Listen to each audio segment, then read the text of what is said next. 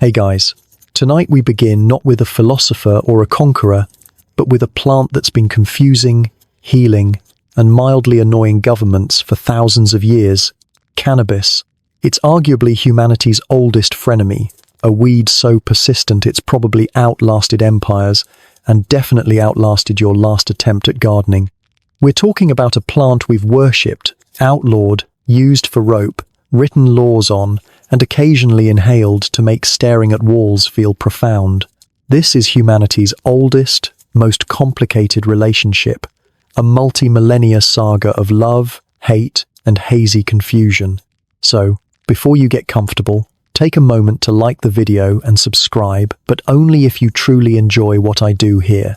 And let me know in the comments where you're tuning in from and what time it is for you.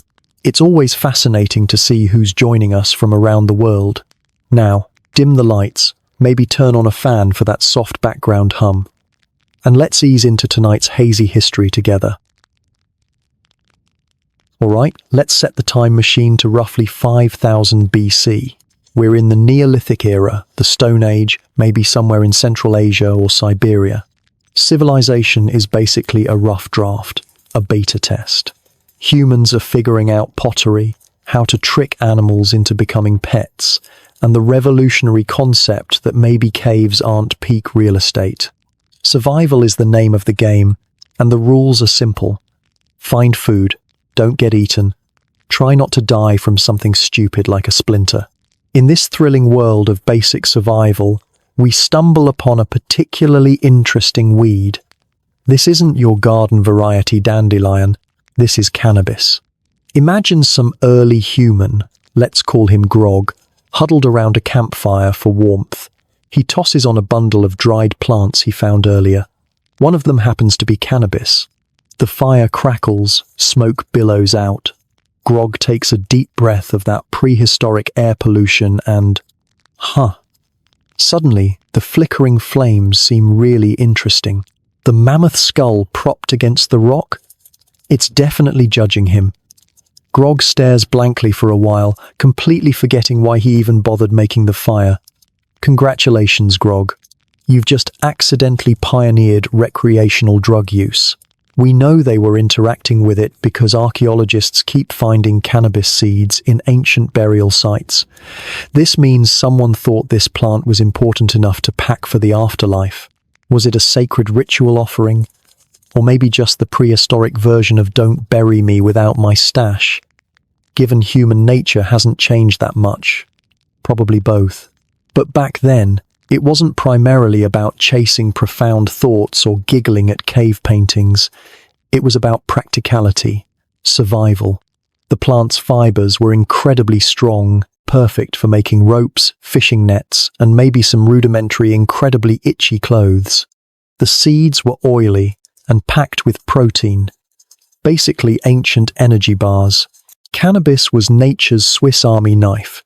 You could tie things with it, wear it, eat it, and if you accidentally set it on fire and inhaled, suddenly find the local rock formations deeply philosophical.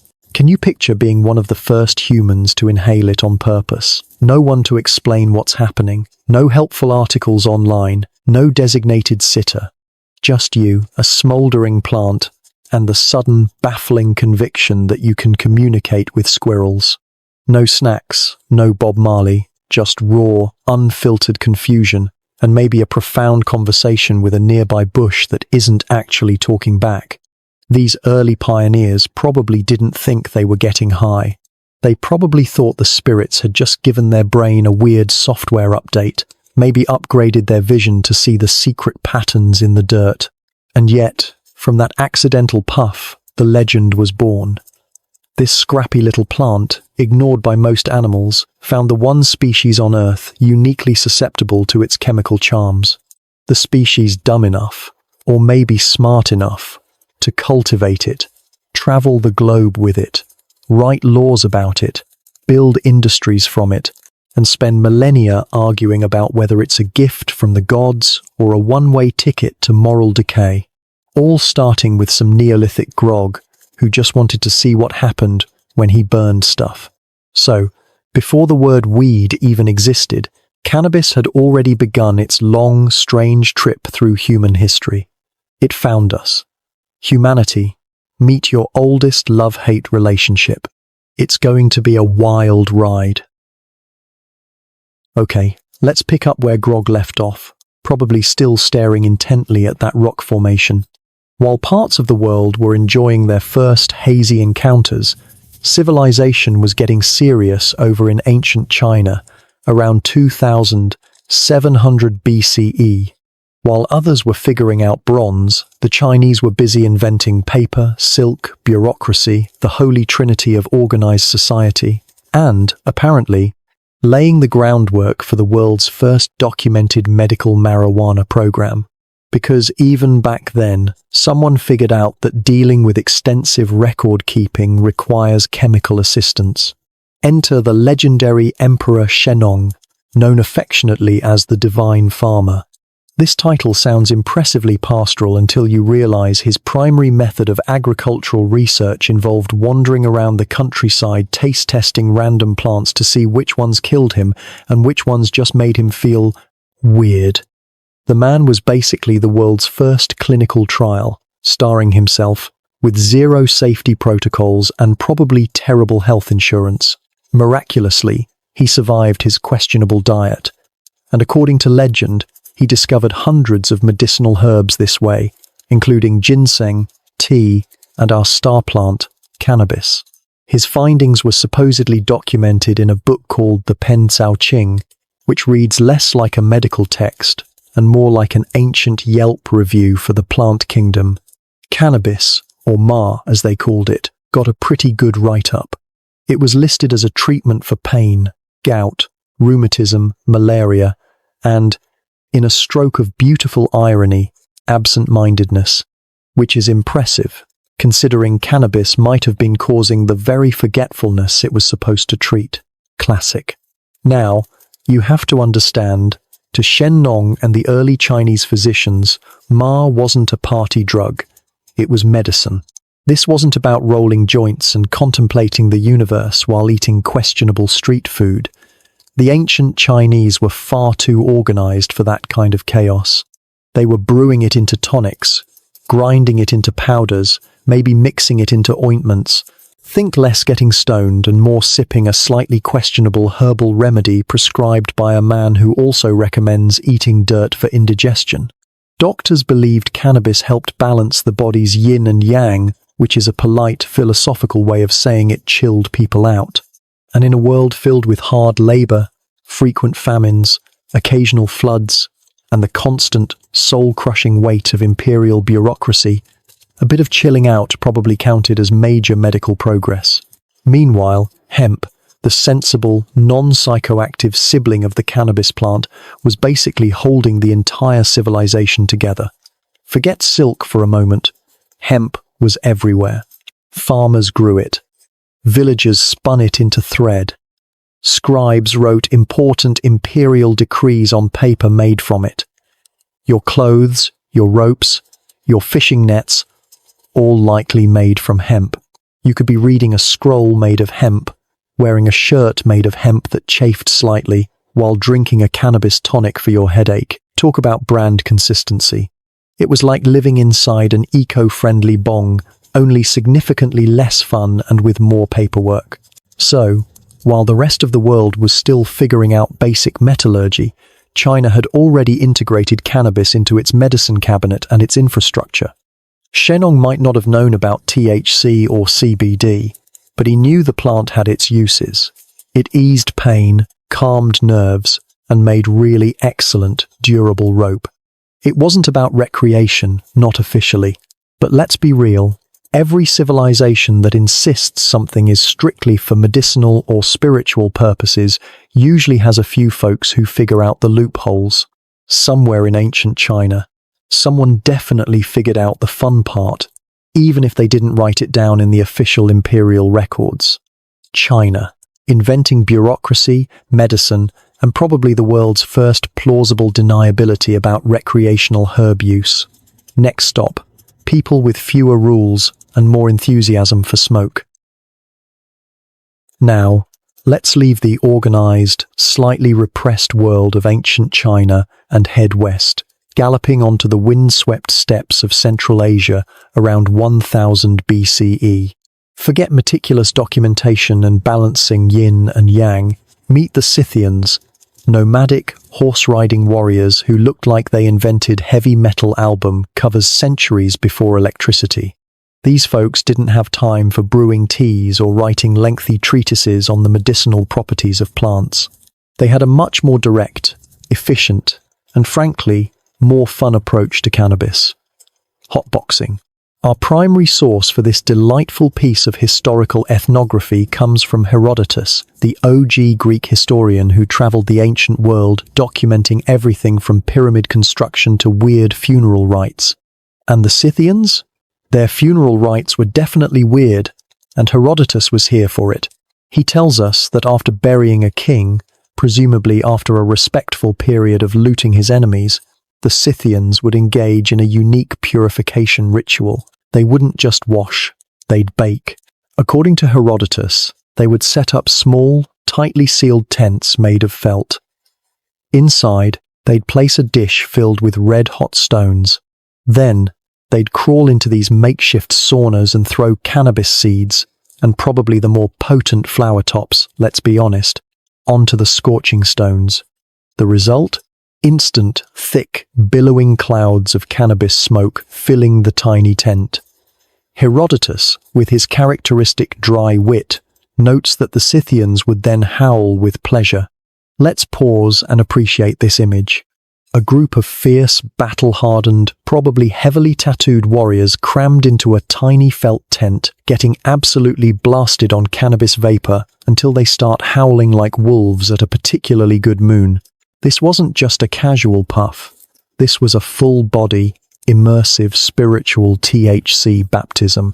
Forget quiet contemplation. This was purification through maximum smoke inhalation and vocal enthusiasm. It's ancient Greek, for they got ridiculously high and probably forgot someone important had just died. Now, Herodotus presents this as a purification ritual, and it likely was. The Scythians probably believed the sacred smoke cleansed them of grief or connected them to the spirit world. Inhaling vast quantities of psychoactive smoke is certainly one way to feel closer to something, even if it's just the tent flap you're convinced is trying to tell you secrets. The smoke likely helped them commune with the dead, process their grief in a communal and very hazy setting, and maybe made the prospect of joining their ancestors in the afterlife seem slightly less daunting. It was grief counseling with a serious lack of ventilation, and they apparently took this ritual very seriously.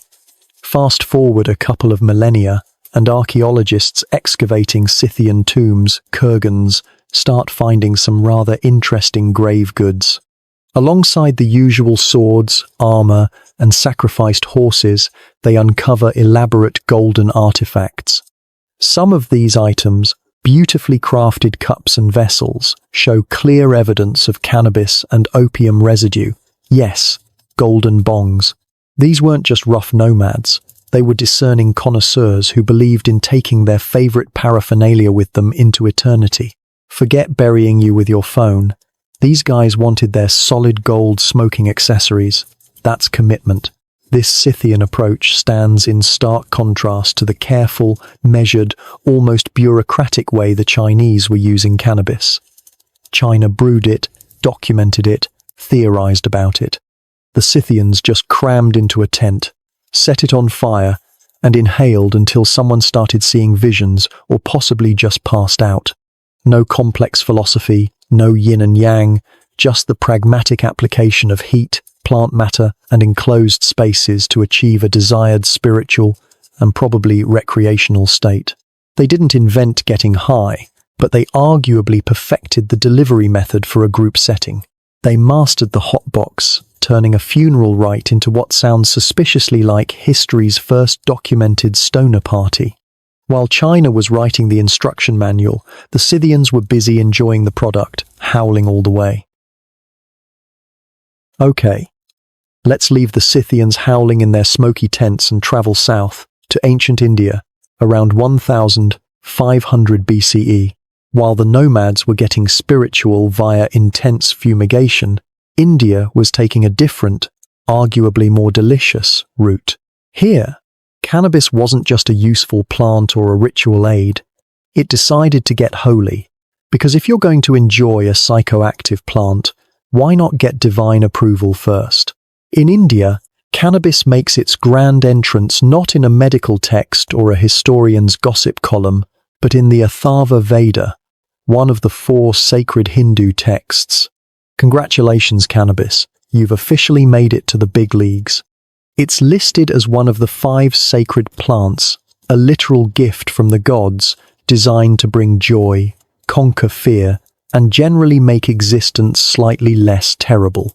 Talk about a glowing endorsement, and the plant quickly found its divine sponsor, Shiva, the god of destruction, transformation, and apparently excellent vibes. According to legend, Shiva discovered cannabis, partook generously, and achieved a state of profound, meditative chill. He loved it so much he became known as the Lord of Bang. Forget thunderbolts or tridents. Shiva's preferred accessory was apparently a sacred buzz.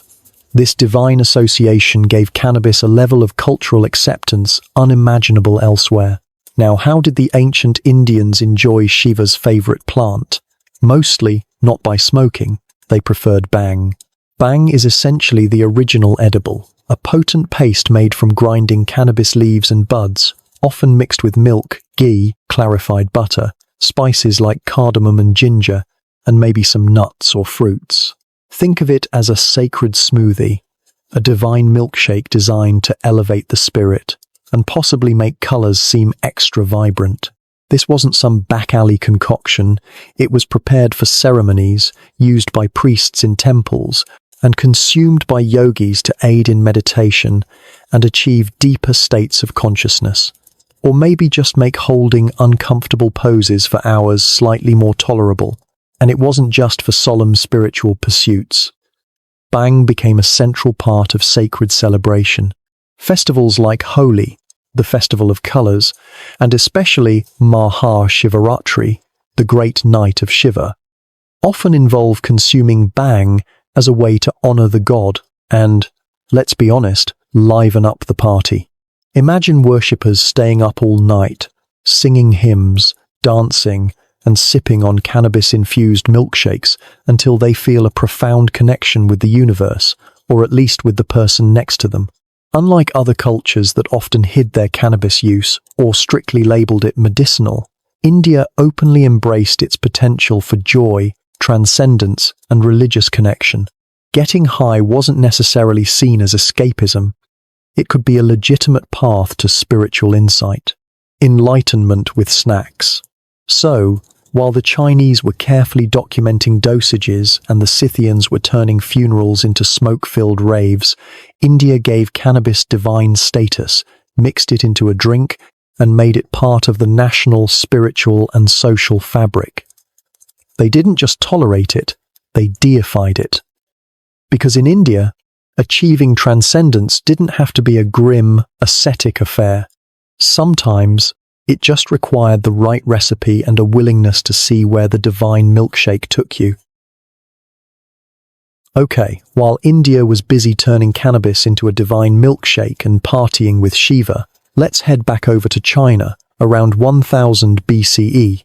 They weren't done with this plant yet, but their next phase was less festival vibes and more intense philosophical staring contest with a wall.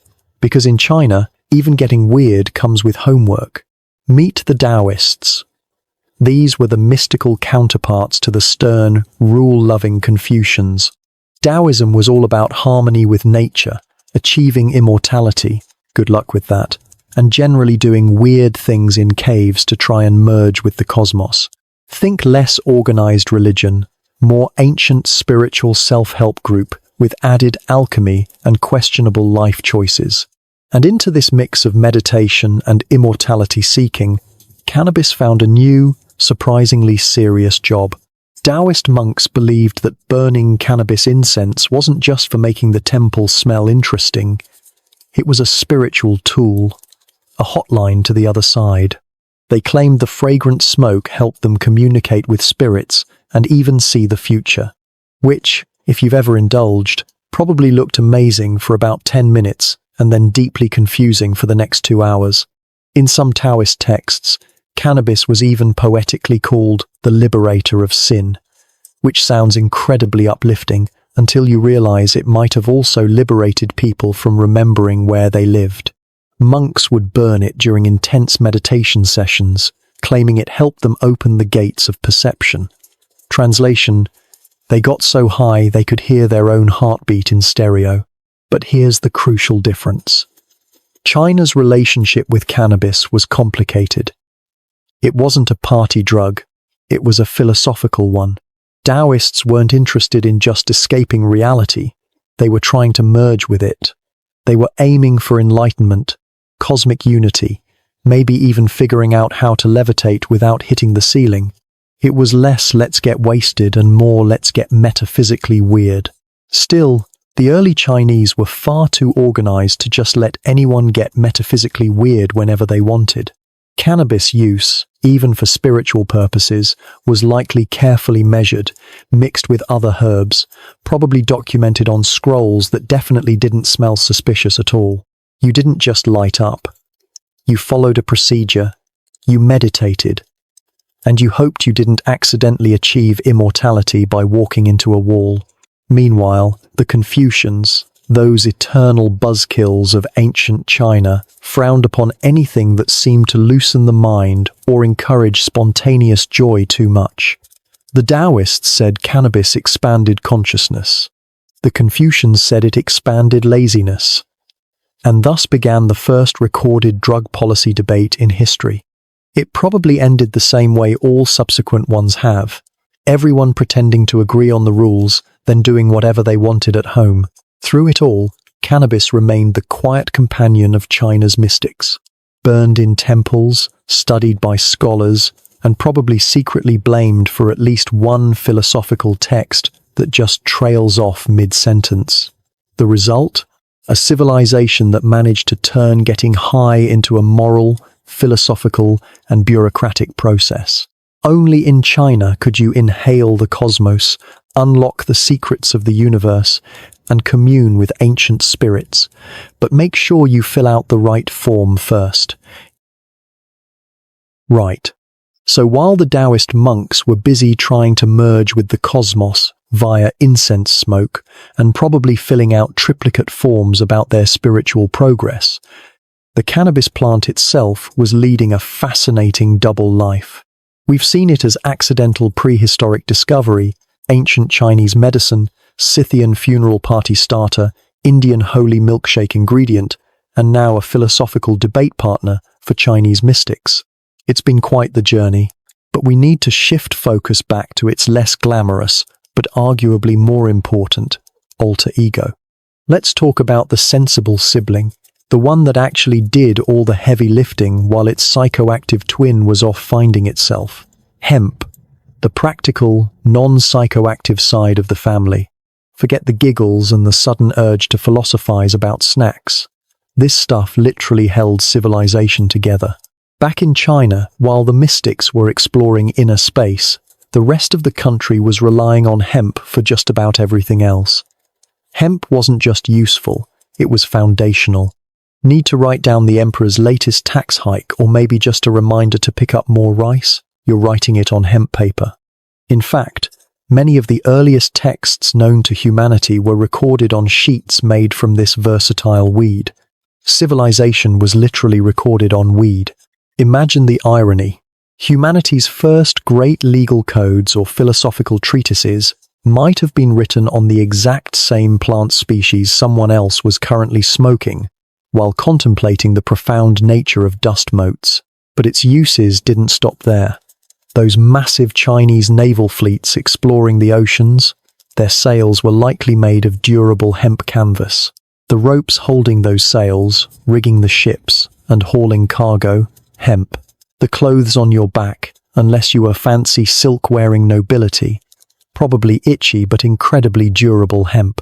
Need to tie up a bundle, make a fishing net, or perhaps restrain a political dissident, hemp has you covered.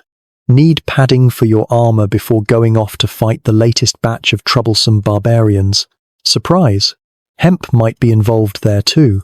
This plant wasn't just part of the economy, it was the economy's duct tape, its zip ties, its structural reinforcement. It was the overachiever no one gave enough credit to. And hemp wasn't content to just stay in China. Like any successful product with global potential, it hit the road. Hemp travels along trade routes, quietly spreading west alongside silk, spices, and probably a few merchants discreetly carrying the other kind of cannabis for personal medicinal purposes. It didn't need a fancy marketing campaign. It just needed to be strong and reliable. And it was universally strong and reliable. The Persians, practical folks when they weren't busy conquering everything, quickly adopted hemp for sturdy rope and textiles. The Egyptians, while perhaps enjoying cannabis medically, also relied heavily on hemp fibers for countless everyday applications. Even the Greeks, who loved nothing more than a good philosophical argument, and probably argued about cannabis itself, used hemp ropes to tie up their ships while they debated the plant's moral implications over wine. Everyone needed it.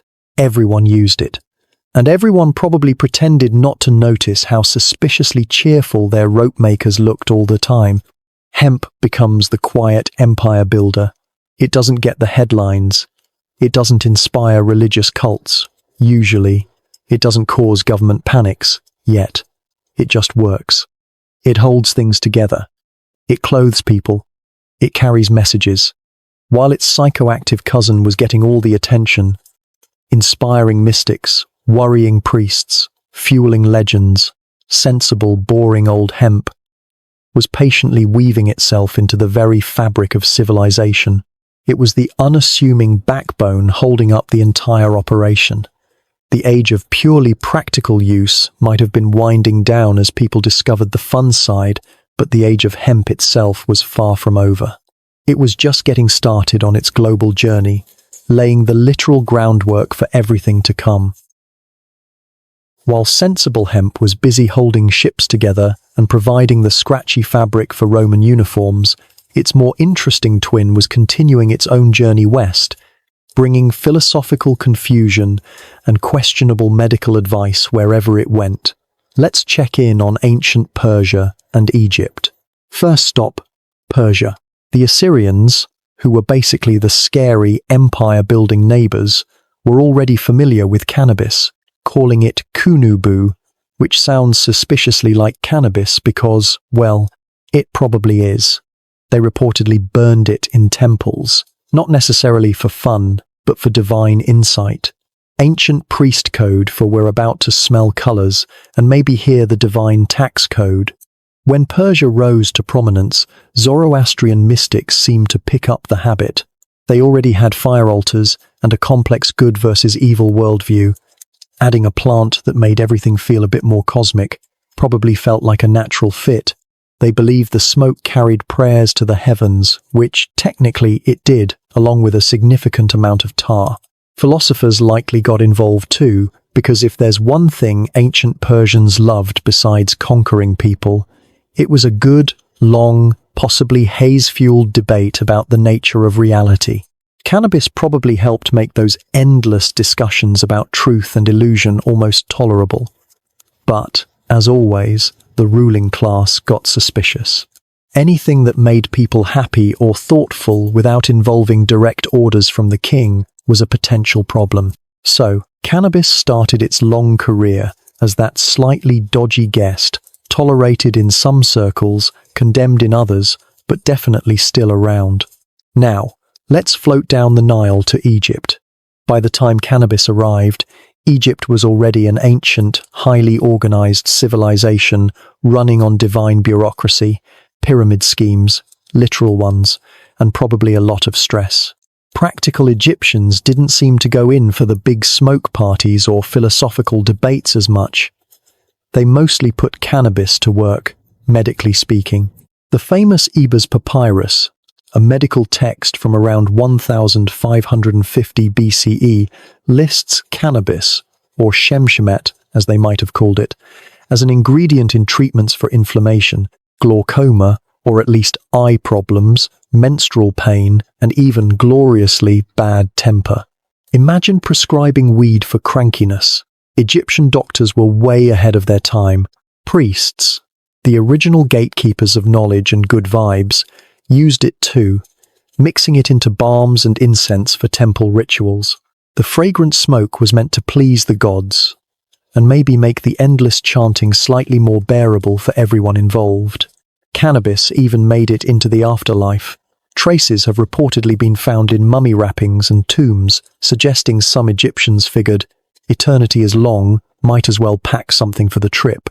Midwives might have used it to ease the pains of childbirth, and nobles probably used cannabis ointments for pharaohs' migraines, likely caused by the sheer weight of their hats or the stress of being considered a living god. In Egypt, cannabis wasn't necessarily sacred or scandalous, it was just useful. Another tool in the kit for dealing with life, death, and the occasional divine headache in the land of the pyramids. Okay, cannabis has now charmed the mystics in Persia and served as a multi-purpose remedy in Egypt. Next stop on its world tour, ancient Greece and Rome. Get ready for a clash between philosophy and plumbing. By the time cannabis floated across the Mediterranean, likely via trade routes and maybe some Scythian PTSD, Greece had already perfected two national pastimes, arguing about everything and drinking wine. Naturally, a plant that could potentially fuel both introspection and lengthy debates fit right in, at least theoretically. The Greeks didn't necessarily invent new ways to use cannabis. They just intellectualized it, as they did with everything. Nothing was real until it had been categorized, debated in a symposium, and probably had a myth written about it. Greek physicians like the famous Dioscorides, and possibly Hippocrates, though the references are less direct, mentioned cannabis in their medical texts. They noted its uses for treating inflammation, earache, and general pain. Basically, ancient Greek Advil. Did they smoke it recreationally while debating Plato? Probably not openly. Wine was the socially acceptable lubricant for philosophical breakthroughs. Cannabis was more likely used quietly, medicinally, or maybe burned as incense that just happened to make Socrates' questions seem extra profound. Herodotus wrote about the Scythians and their enthusiastic fumigation rituals, and you can bet the Greeks read it, probably admired the Scythians' boldness from a safe distance, and then felt smugly superior about their own, more refined approach to life. For the Greeks, cannabis wasn't scandalous. It was just another part of nature, a tool, maybe even a shortcut to making questions feel more important. Then came Rome. While the Greeks were busy thinking deep thoughts, the Romans were busy conquering the world and making sure the aqueducts ran on time. They focused on practicality. When cannabis arrived, they didn't see a mystical portal. They saw useful fiber. Hemp became absolutely essential for the empire. Those legions marching across Europe, their tents might have been hemp. Those massive warships dominating the Mediterranean, held together by hemp ropes and propelled by hemp sails.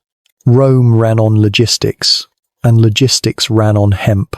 Of course, they knew about its other uses too. They basically borrowed the Greek physician Dioscorides, along with Greek gods, statues, and philosophies.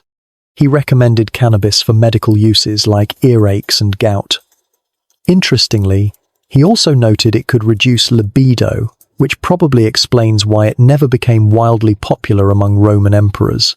Roman women apparently used cannabis-infused oils for cosmetic purposes, perhaps hoping to achieve that perfect, statue-like complexion. But actually getting high? Romans viewed that kind of intoxication suspiciously. Wine was civilized, part of their culture, taxable. Foreign intoxicants like hashish? That was degenerate, uncontrolled, possibly treasonous. So while hemp fiber was everywhere, holding the empire together, quite literally, recreational use was likely confined to the fringes, foreigners, slaves, maybe some soldiers who picked up bad habits on the eastern frontiers. Ironically, those very soldiers, carrying hemp seeds for practical reasons as they marched across Europe, were responsible for spreading cannabis far and wide, quietly planting the seeds for future cultural conflicts. Rome didn't embrace cannabis culture, but its relentless expansion ensured the plant would eventually conquer the world. Rome built. As hemp fiber became the literal thread holding empires together, cannabis itself continued its eastward expansion, traveling not just with soldiers, but hitching a ride on the greatest highway of the ancient world, the Silk Road.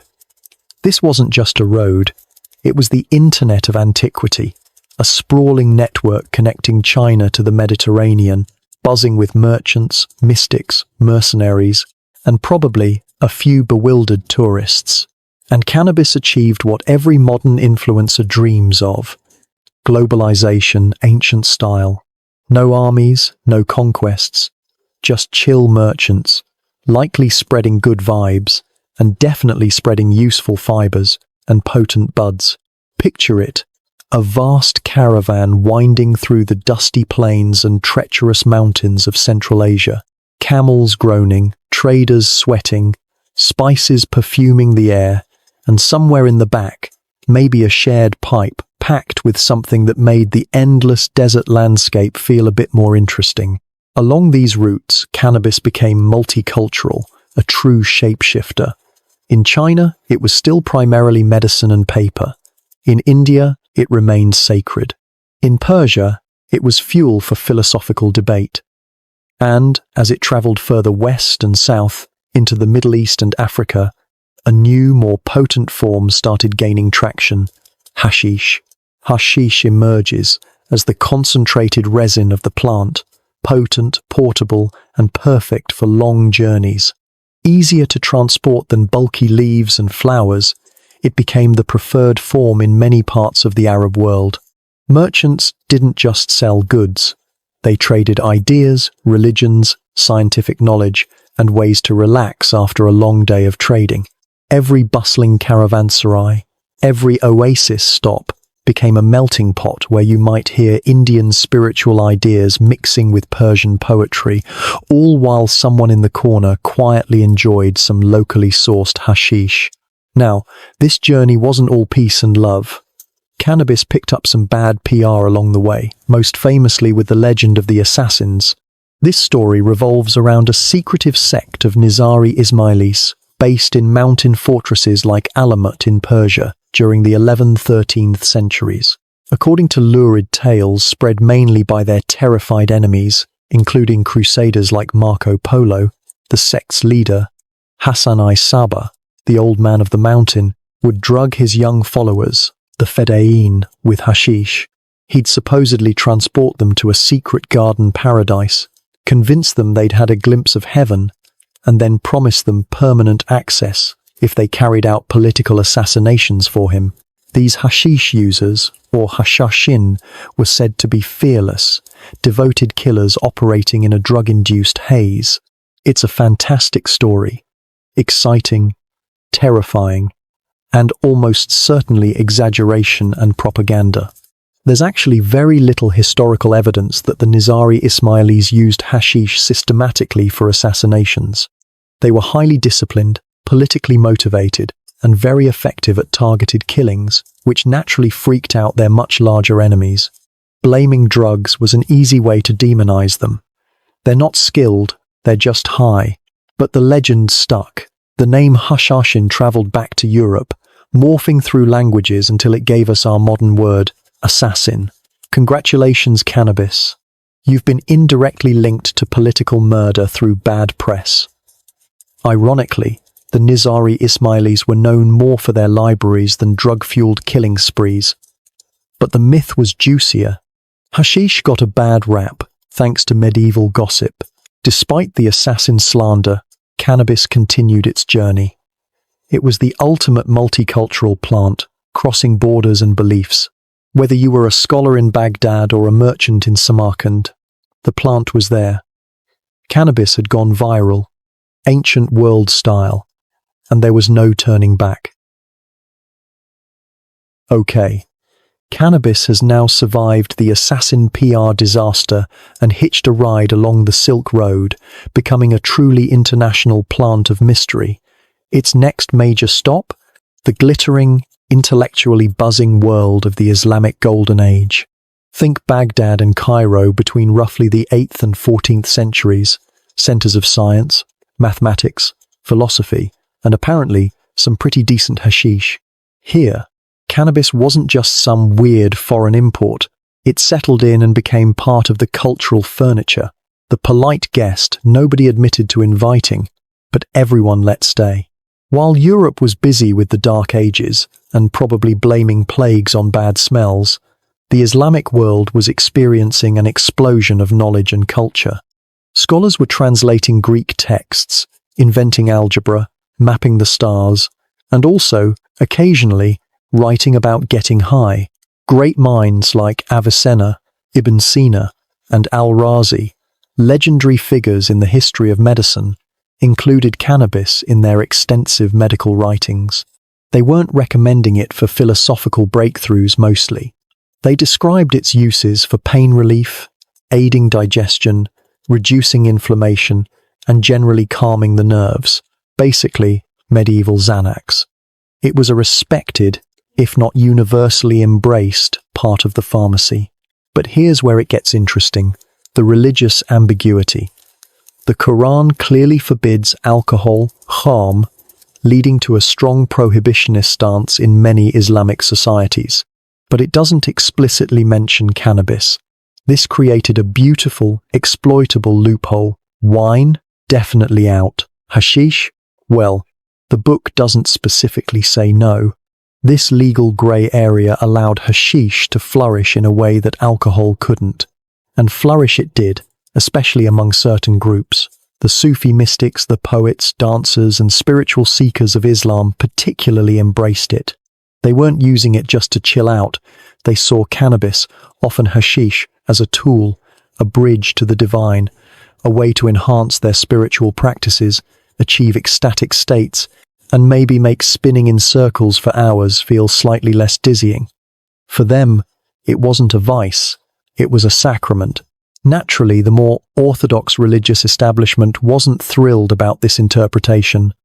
They saw hashish use as decadent, lazy, and definitely not part of the official program. Preachers condemned it as the herb of idleness.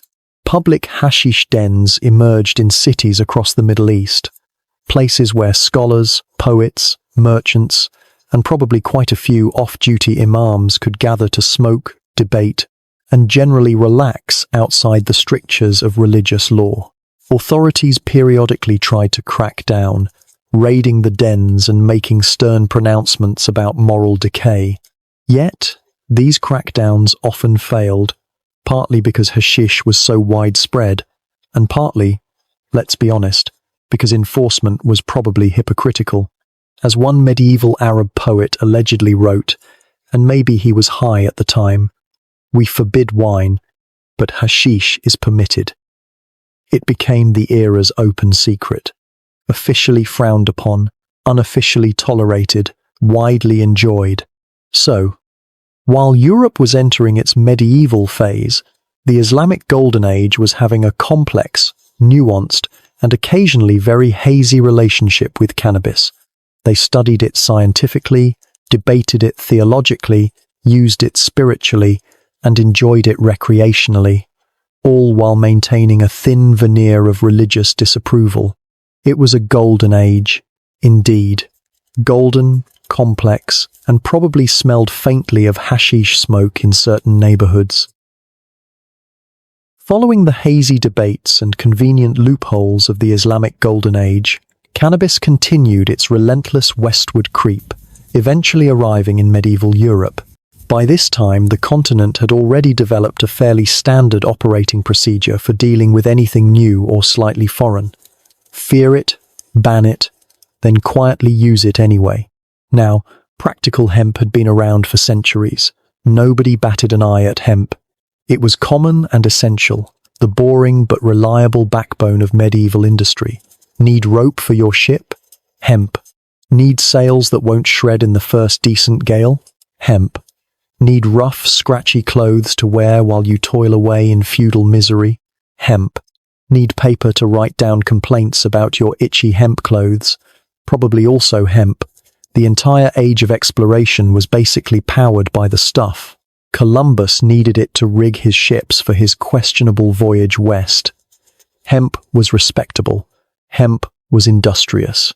Hemp was boringly acceptable. But the other kind of cannabis? The kind that didn't just make strong ropes, but might make you have strong opinions about the nature of reality or the color of your neighbor's goat. That was a different story entirely. The moment someone hinted at using the plant for recreational or even non-rope related medicinal purposes, the church got twitchy. To be fair, medieval Europe wasn't exactly a hotbed of chill vibes and experimentation. Between the Crusades, recurring famines, and the occasional plague politely wiping out a third of the population, people were mostly focused on survival and avoiding eternal damnation. The church controlled everything: law, medicine, art, and your official chances of getting into heaven. And it wasn't exactly thrilled about substances that might make peasants giggle during Mass, or question why the feudal system seemed suspiciously unfair. Still, cannabis, in its more interesting form, slipped through the cracks. Monks, bless their pragmatic hearts, grew hemp in monastery gardens for parchment and prayer ropes, all while probably writing lengthy theological arguments against sinful herbs on paper made from that very herb.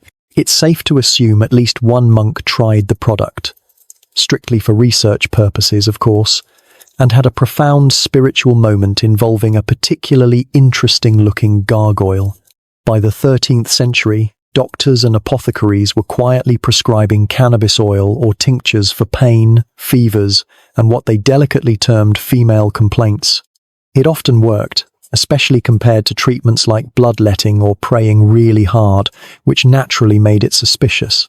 In medieval Europe, anything fun or effective that cured suffering without clear divine intervention, or at least a hefty donation to the church, tended to raise eyebrows, and sometimes torches.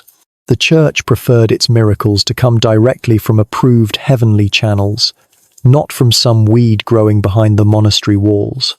Meanwhile, travelers returning from the Crusades or trading expeditions brought back tales of those scandalous eastern hashish dens, dark, smoky rooms full of dangerously relaxed people who weren't actively trying to conquer or convert each other. Naturally, Europe found this horrifying. Chroniclers wrote about Saracens who smoke madness into their souls. Translation: they looked happy and calm, which is clearly the devil's work. Before long, cannabis joined the ever-growing list of things the church disapproved of. Bathing too often, questioning authority, pagan rituals, heresy, women reading, and now, apparently, achieving a good mood through non-alcoholic means.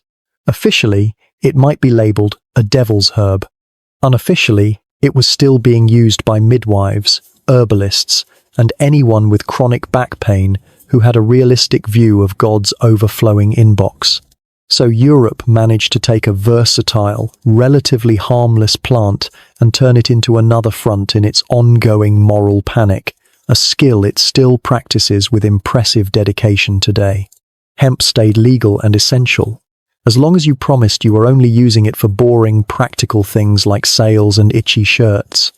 But the moment you hinted at potentially enjoying it, excommunicated, or at least severely judged. Thus began Europe's longest-standing tradition, being both utterly terrified of and completely dependent on the same thing. Let's pick up after medieval Europe decided cannabis was suspicious unless it was holding up a ship. As the continent stumbled out of the Middle Ages and into the Renaissance, things started looking up, slightly. Science was making a comeback, sort of. Art was getting less gothic and more naked, and cannabis quietly snuck back into respectable society, mostly through the medicine cabinet. Apothecaries realized that this devil's herb was actually pretty good for pain, seizures, and sleeplessness. While the church still gave it the side eye, doctors were starting to prescribe it again, probably because it worked better than bleeding people or yelling at them to repent. Then came the colonial era. European powers decided the rest of the world looked like a great place to set up shop, exploit resources, and generally make a nuisance of themselves. And guess what tagged along for the ride? Hemp, of course, because colonial powers needed lots of rope and sails for all that conquering and colonizing. The Spanish planted hemp in the Americas. The Portuguese took it to Africa and Brazil. The British encouraged, and later mandated, its cultivation in North America. They needed it for the Royal Navy. Every empire claimed they were just spreading a useful agricultural resource, which was true. But they were also globally spreading both the practical hemp and its more interesting cousin, ensuring cannabis achieved total world distribution whether anyone planned it or not. Jump ahead to the 19th century. Victoria is on the throne in England. Industrial revolution is chugging along. And cannabis? It's having a moment. It's widely used in Western medicine. Doctors in Europe and America are fascinated by this exotic import, largely thanks to physicians like William O'Shaughnessy, who observed its use in India. Victorian doctors prescribed cannabis tinctures, basically weed-infused alcohol, for everything. Nerves, sleep, menstrual cramps, migraines, hysteria. That catch-all diagnosis for any woman who seemed vaguely unhappy. Queen Victoria herself supposedly used it for menstrual pain. It was sold openly in pharmacies. It wasn't scandalous. It was modern medicine. All this happened while polite society simultaneously clutched its pearls about the dangers of gin and conveniently ignored the fact that half the population was casually addicted to laudanum, opium tincture. Priorities. So, cannabis goes from ancient sacrament to respectable Victorian medicine. What could possibly go wrong? Enter the early 20th century. Suddenly, the mood shifts, especially in the USA. Cannabis, particularly smoking it, starts being associated not with respectable doctors, but with marginalized groups, Mexican immigrants, black jazz musicians, bohemians. And when governments panic, they often find it convenient to blame substances favored by groups they already don't like. A perfect storm of racism, xenophobia, corporate interests. Some say competing industries like timber and synthetic fibers wanted hemp gone, and genuine public health concerns, though often wildly exaggerated, begins to brew. Newspapers run sensationalist stories. Bureaucrats like Harry Anslinger launch moral crusades. Cannabis is no longer a medicine or a useful fiber. It's the devil's weed, a dangerous narcotic that will turn your children into crazed criminals. This culminates in the infamous Reefer Madness era, a propaganda campaign so over the top, it's now a cult classic comedy. Films, posters, and articles depicted cannabis users as violent, insane, and sexually depraved. Governments panic. Laws are passed. Cannabis, after a brief stint as respectable medicine, finds itself criminalized, pushed back into the shadows it had occupied centuries earlier. The road to reefer madness was paved with fear, prejudice, and some truly terrible acting. Okay. So cannabis went from ancient medicine and spiritual tool to Victorian cure-all, and then, thanks to some spectacular fear-mongering and dodgy politics, became public enemy number one during the Reefer Madness era. Governments panicked, laws were passed, and the plant was shoved firmly back into the shadows. But you can't keep a good, or at least a very persistent plant down. The modern haze was just beginning. Enter the 1960 seconds. Suddenly, everything the establishment hated, the counterculture embraced. And what did the establishment hate? Cannabis. Perfect. The plant transformed almost overnight from the devil's weed into a symbol of rebellion, peace, love, and sticking it to the man. Hippies, artists, musicians, college students, cannabis became the fragrant backdrop to a generation questioning authority, war, and why ties were necessary. It wasn't just about getting high. It was a statement. Lighting up became an act of defiance. fueled by rock and roll and a profound distrust of anyone over 30. Think Woodstock, not witchcraft. Naturally, the establishment doubled down. If the kids liked it, it must be evil. This helped kick off the modern war on drugs, a decades-long, incredibly expensive, and spectacularly ineffective campaign to eradicate substances that governments found inconvenient. Cannabis, despite being significantly less harmful than legal drugs like alcohol or tobacco, became a prime target. Millions were arrested, billions were spent, and the plant just kept growing. Because, spoiler alert, it turns out declaring war on a plant is generally a losing proposition. But while the politicians were busy warring on drugs, something else was happening. People started remembering that cannabis wasn't just for Cheech and Chong. It was also medicine. The slow, hard-fought battle for medical marijuana legalization began. Often driven by patient advocacy, people suffering from cancer, AIDS, chronic pain, and other debilitating conditions found that cannabis offered relief when traditional medicines failed. They weren't criminals, they were patients, and they started demanding access. California kicked things off in 1996, and slowly, painstakingly, the idea that cannabis could be legitimate medicine began to regain ground it hadn't held since the Victorian era. This cracked the door open. If it's medicine for some, why is it a crime for others? The debates around recreational legalization started heating up. Colorado and Washington took the plunge in 2012, and suddenly, the landscape shifted dramatically. Now, we're in the era of dispensaries that look like Apple stores, edibles that range from gummy bears to gourmet chocolates, potent concentrates with sci-fi names, and the ubiquitous CBD wellness trend, cannabis's non-psychoactive cousin showing up in everything from lattes to dog treats. The plant becomes big business, complete with venture capital, marketing campaigns, and tax revenue. After millennia as a folk remedy, a sacred herb, and a criminalized substance, cannabis finally achieved the ultimate capitalist dream. It became a profitable industry. The modern haze isn't just smoke anymore. It's a complex cloud of commerce, culture, and continuing controversy. And so concludes our whirlwind tour through 12,000 years of humanity's hazy, confusing, and surprisingly durable relationship with cannabis. What a long, strange trip it's been. From that probable Stone Age accident with a campfire, to global commodity, sacred plant in India, medical marvel debated by Greeks and Romans, and perpetual political football in the modern age, this unassuming weed has been rope, paper, medicine, sacrament, symbol of rebellion, and now, somehow, a legal, taxable industry complete with artisanal edibles and celebrity endorsements.